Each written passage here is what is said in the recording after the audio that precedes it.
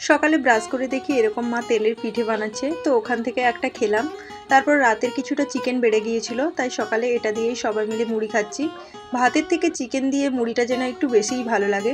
আজ আমাদের এখানে শীতলা পুজোর একটা অনুষ্ঠান ছিল, তাই ভোগের জন্য সবজি কাটা হচ্ছে। দুপুরে আজ আর রান্না হয়নি, পুজোর ভোগ খেয়েই ঘুমিয়ে পড়েছিলাম। ঘুম থেকে উঠে দিদি বলল রেডি হতে ঘুরতে যাবে, কিন্তু এমন মেঘ দেখে একটু দ্বিধায় ছিলাম যাবো কিনা।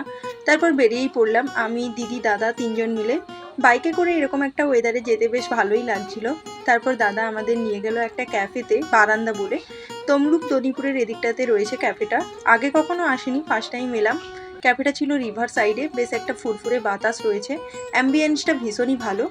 আমরা অর্ডার করেছিলাম মোমো, পকোড়া আর কফি। মোমোটা আমার পার্সোনালি ভালো লাগেনি, দামটাও একটু বেশি ছিল, বাট পকোড়া কফিটা ভালোই ছিল।